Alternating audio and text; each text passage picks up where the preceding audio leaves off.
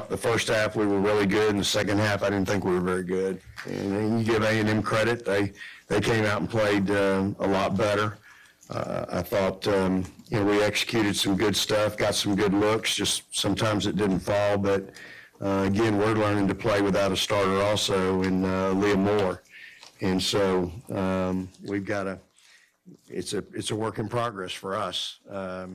You take a senior out of your lineup, it can affect you obviously, and so we're learning to play without her, and we've had some other kids really step up and do a nice job. So I'm proud of them. You shoot 52% and 36 from 380 at the line, but we're one of the top 10 teams in the country at free throws, free throw attempts, free throw makes, and we shoot 5 tonight. Like that. That was head coach Vic Schaefer of the UT women's basketball team talking about their 70-50 win over the Texas A&M Aggies there on Sunday night. And it's just one of those things where it's the coach is always going to find something to work on. He's always going to find something to nitpick at, and shooting free throws or only getting 5 shots was one of those things. Thank you for joining us for the Horns Report. I'm your host, Billy Gates, and with me to talk about not only the women's basketball team, but the men's basketball team and some baseball and softball too, mixed in since they're getting going, is KXN Sports Director Roger Wallace. And Roger, let's start with the women's team. We just heard from Coach Schaefer. One of those things where he really liked the first half, but not so much the second half. Well, they jumped out to that big lead, which hasn't been the case the last few ball games. So I'm sure he'd prefer that to the way they've had to kind of slug it out in their last few ball games. You think of even Missouri down 11 in the first half, the battle at Ole Miss where they kind of stole it at the end. But yeah, he's not going to come in there and praise him for 40 minutes because there's always a message. But I'm sure he was pretty satisfied. Even though A&M's a little shorthanded, so is Texas without Aaliyah Moore. But to go in there and go on the road, take care of business in that game and that rivalry, and stay within shouting distance of South Carolina. And yeah, we mentioned Aaliyah Moore. She's been having some issues with her knee. She tore ACL a couple seasons ago. Took a while to get back from that. Obviously, that's a major injury. But she's been having trouble with that knee recently. She's missed the past three games or so. Yep. And Vic said in that same press conference, he said that she'd be out for a while. So they're going to have to. Yeah, right. Yeah. They're going to have to get more minutes out of Jack Ling and Winnetonda, who's she's played great in relief of Aaliyah. It's been nice to see her get those minutes and have her do well. She scored 10 points, had 6 rebounds against the Aggies. Yeah, she's a really unique skill set, and I asked Vic about her last week coming off the game against Missouri because she can do so many things that just because of that long build, and she's got a lot of skill, and the first thing he brought up was the 7 turnovers. So again, it's always what can you do? But the more comfortable she gets, she does bring a lot to the table. She's got a mid-range game. She can get to the bucket. She's really good using her left, getting to the bucket, but she just sometimes has those mental lapses. She'll throw a lazy pass.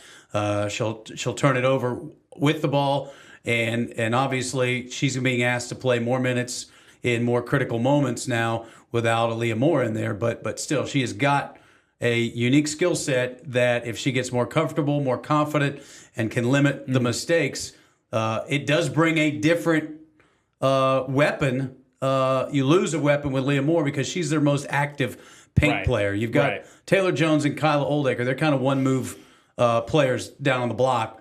Aaliyah Moore can kind of meander in and out of traffic and go off the left or get to her right and get through some tough defense. But again, they're shorthanded on the front line, and obviously foul trouble becomes an issue and things like that as well. Yeah, 4 players scoring double figures against the Aggies over there at College Station. Madison Booker leads the way, 17 points, 13 rebounds, her 6th double-double of the season. You'd like to see that from your star. Rory Harmon had one of her best offensive games of the year, shooting 7 of 9 from the field with 15 points. Shea Holly pitched in 12 points with a couple key three-pointers to sort of keep Texas A&M away from making a potential kind of run at them there in the second half, and then went into Honda with 10. AP poll came out today, and the previously number 5 Longhorns moved up a spot to number 4, which makes sense because Southern Cal, who dropped 7 here, they lost to, I believe it was Iowa on Caitlin Clark's sort of like Jersey retirement day. That's what it was. Yeah. So UCLA still at the top. South Carolina, who comes to town this weekend, they're at number 2. Notre Dame 3, Texas 4, UConn 5, LSU they're at 6, Southern Cal 7, Ohio State 8, TCU. Just a terrific bounce back from what they had to go through last year. They're up at number 9, and then Duke at 10. Roger, it just what kind of jumps out at me about that top 10 is TCU. Like, man, like they were holding open tryouts not too long ago to get players because they had been so injured, and now they're a top 10 team. Yeah, and their cornerstone is Sedona Prince from Liberty Hill. Yeah. Started at Texas, never played at Texas. They went to Oregon. Made a lot of headlines during the COVID NCAA tournament in San Antonio with some of the conditions down there compared to the men's conditions in Indianapolis. And she's been outstanding. Haley Van Lith making the rounds. Everyone knows who she is. Has been a great weapon for them, too. But you're right. They're playing really well up in Fort Worth. And then the other part of that, Billy, is you look at Texas's 2 losses, and it's the 2 right there, Notre Dame and South Carolina. They get a second chance against South Carolina on Sunday afternoon at 1 o'clock. First, they get Vanderbilt, though. Yeah. This is kind of a helter-skelter team coming off that win over Florida. Michaela Black scores 53, a freshman. But then they lose on Sunday. So, they come in at number 24, so it'll be back-to-back ranked opponents for this Texas team that continues to build a resume. I mean, barring some sort of surprise, they're going to be a 1 or a 2. I can't imagine they fall to a 3 unless, as I said, things kind of fall apart down the stretch. Yeah, never a week off in the SEC in basically any sport. Yeah, they still have to go to Kentucky, too. Right. That's going to be a tough game a week from Thursday. So that's going to be 3 consecutive ranked opponents. Yeah, so again, 70-50 over A&M. That's the only time they're going to play A&M during the conference season. I believe they play everybody once. Is that the schedule? Like everybody plays? Yeah, the women only play 16 games. Yeah. So, they get South Carolina twice. And they get, I believe, Oklahoma twice. I think those are their 2. So they'll play, or maybe just South Carolina, right? Because that would be 15 plus 1. Yeah. But yeah, they don't have the men's where you get a few, home and homes. Because they play an 18-game schedule. Yeah. Speaking of men's, that's where we're headed next here. Let me pull up the video. There we go. We got some video from our friends in Baton Rouge from the LSU game here.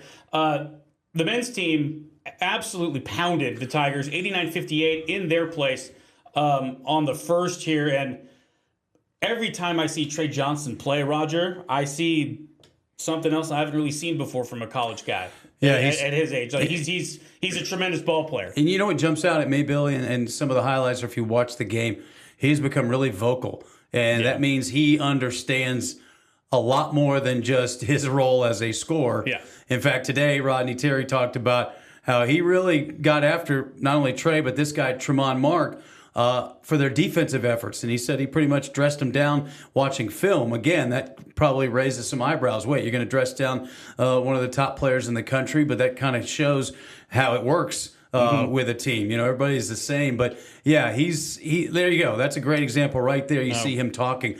But to me, Billy, Mark has been, one of the reasons I think they've turned a little bit of a corner. He had the slow start because of the injury. Sure. And then just didn't seem like he was quite getting it going, and it didn't look like he had great body language on the floor. And then all of a sudden, man, that A&M game, he hits the game winner. He was much more emotional Saturday, hitting some really tough shots. But more so to me was just kind of his energy and his demeanor. And that's a big-time weapon to get, especially when you're still without Kendall Weaver. Right.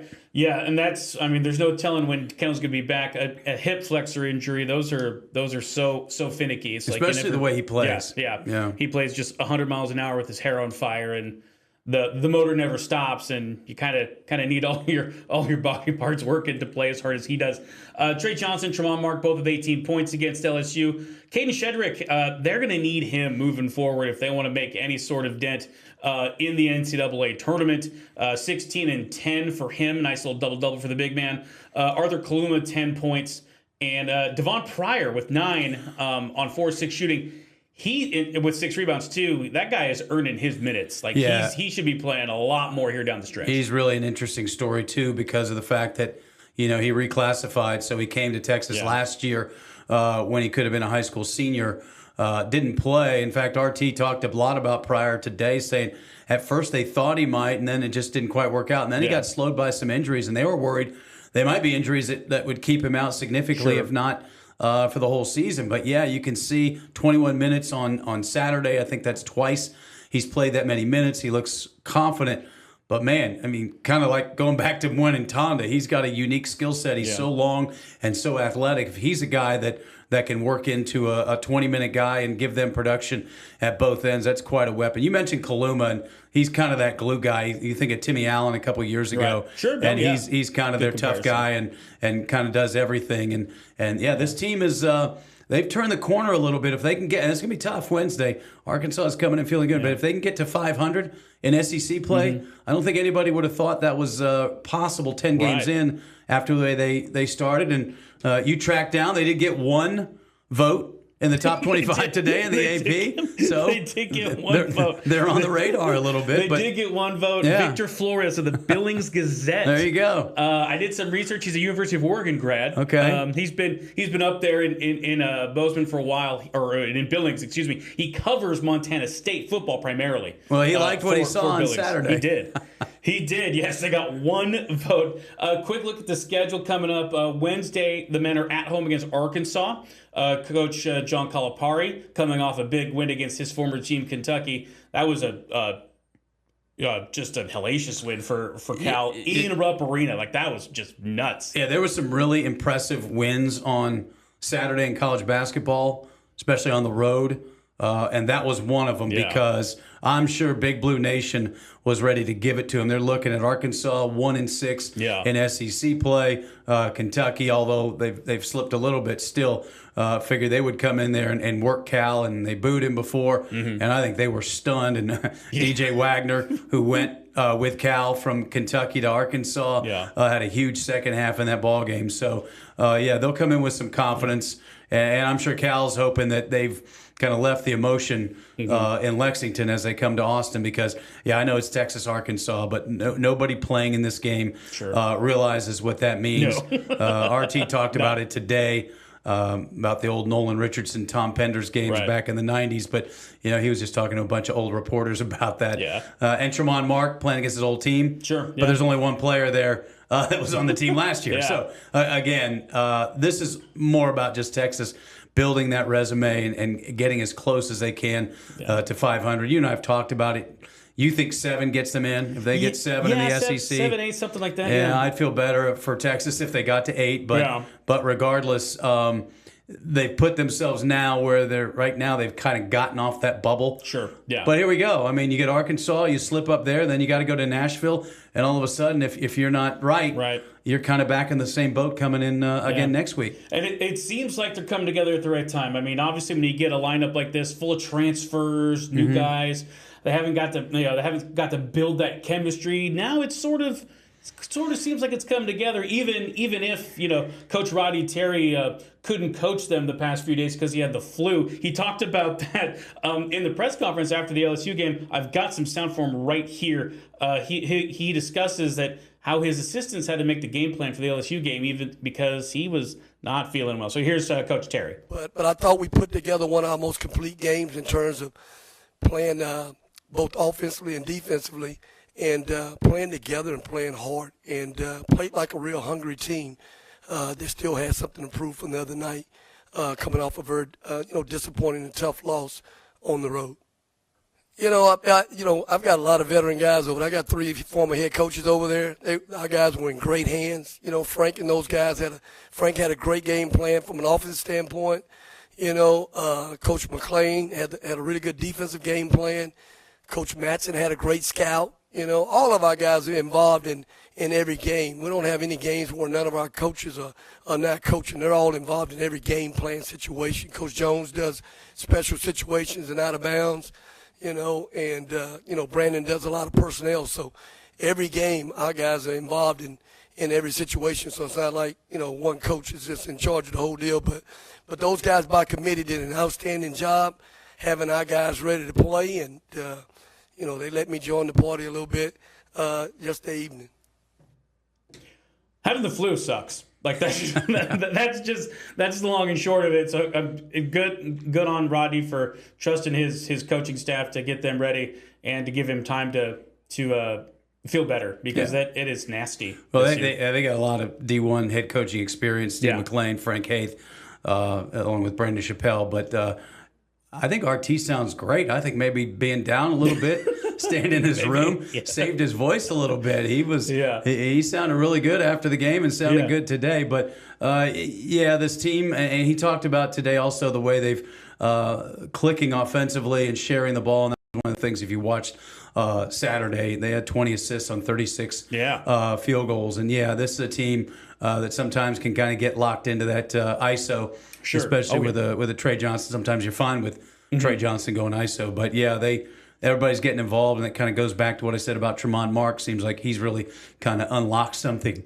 as well. Mm-hmm. Before we get out of here, I want to touch on baseball and softball here real quick. Baseball had their annual alumni game over the weekend. The current squad, they beat the team of alums 6-3. None of the alums pitched or anything. Like, it was the full current Texas pitching staff thrown for both teams, but it always is a nice little time for the graduates of the program to come back, hang out with the players. Some of them they know, some of them maybe they've just met for the first time, and then they got a chance to meet with first-year head coach Jim Schlossnagle. So it's just a fun day for baseball fans. They go to the park. They've got all kinds of activities for them. It's Fan Appreciation Day there. It's just a fun little day at the park, and the result of the game is kind of secondary, but they get to work on some stuff there. Yeah, and it's great for the fans to get the autographs and do that kind of stuff. And obviously a spectacular day, and there was a great crowd. Tremendous day, They don't open at home. Hey, here's my prediction, Billy, because this weather's been unbelievable.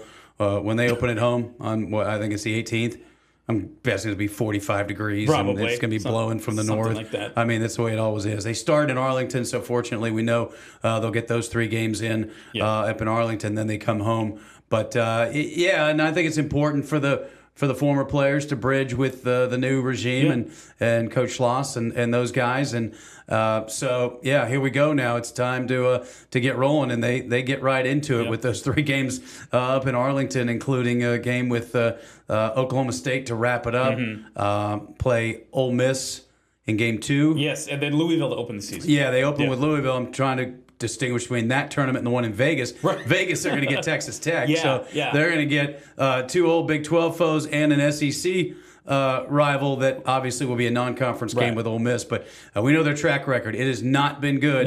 They don't play well at that tournament, and we'll see maybe if that flips this year when they go up there. But it should be interesting to see how this all comes together for this Longhorn program. Two freshmen, Cole Chamberlain and Adrian Rodriguez, they both hit homers in the alumni game. Chamberlain's was absolutely smashed. Like it landed like right underneath that kind of supplemental scoreboard there in the right center field alley there at Dish Falk. And then Adrian's was just a opposite field, just line drive into the bullpen.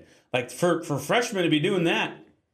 I think that bodes pretty well. Yeah, and it'll be interesting to see how this lineup shakes out, because Schloss said when they started practice, everything's great now, everybody plays, and everybody's happy, and then the lineup card comes out, and in baseball that lineup card doesn't change a whole lot. Now it might early in the season to get some looks, but if you're not locked in there, then you got to figure out a way to get in there or make yourself valuable in a role as a pinch hitter, pinch runner, defensive specialist, or something like that. And then obviously they got to figure out the pitching rotation on the weekends and what their bullpen looks like. Yep, we'll be waiting for that. Softball team, quick news. They start the season ranked number 1, but they're going to be down one of their best middle infielders, Viviana Martinez. The program just announced that she has a knee injury that's going to make her miss the entire 2025 season. And any other team, I think this would be a bigger issue, but this Texas softball team, it's as deep of a team as I've ever seen, honestly. Like, they've got players everywhere. Yeah, Yeah, I mean, you hate to lose the shortstop. Right, Anything up absolutely. the middle, Absolutely. obviously is huge. Not only And she's got a great bat too. Like yeah, she swings it defensively, really, yeah. but offensively. But they said the injury happened in the off season. Now we're not sure exactly how far that goes, but I'm sure Mike White has been planning for that. But yeah, interesting schedule, right? They go they open in Lafayette, Louisiana, then they go to Beaumont, and then they go to Huntsville in 3 consecutive days. So, It's the weirdest thing. do what you have to do. Yeah. Yeah, Look, ULL's always tough. They're always going to play. They've got an well, outstanding program. Yeah, absolutely. But yeah, they play double headers the first 3 days of the season in different places. Like usually you go to one place for a tournament, you get a bunch of games. Barnstorming. Right. Yeah. just taking the tour of the Southwest United States. Oh, let's mention Billy. Tashard Choice looks like he's staying. Yes. Running backs coach. Talk with the Cowboys about their job under Brian Schottenheimer. But obviously, if you follow this Texas football program and you hear the running backs and you hear Sark talk about the running backs, Tashard Choice's name is always there. So, I mean, eventually he's going to get his chance to go at some move, whether he wants to be a coordinator, whether he wants to be a head coach. But as long as he can stay around UT, I'm sure Sark is thrilled about that. Oh yeah, yep. You don't want to lose a guy like that, especially as instrumental as he's been, not only with the running back room but also with recruiting. Yeah, no doubt. He's a tremendous. And they plan, and Sark's probably got a list in his back pocket because you have success, you're going to lose guys. Right. That's just the way it is. But if you can keep him for another year, then that's a win. Yep. All right. Well, we will end it there for this episode of the Horns Report. Thank you so much for watching. For Roger Wallace, I'm Billy Gates, and we'll talk to you again soon.